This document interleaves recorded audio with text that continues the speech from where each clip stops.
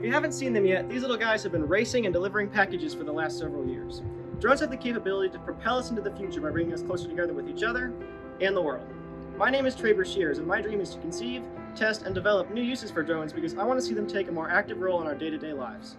By combining the art and science of these flying machines, we can reduce emissions, aid in rescue efforts, and save our most precious resource, time.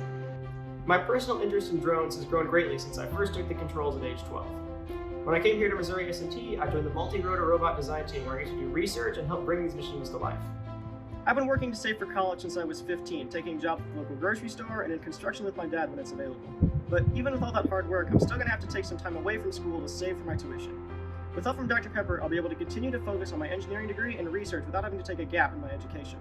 My name is Traver Shears, and my dream is to use drones to help fly the future.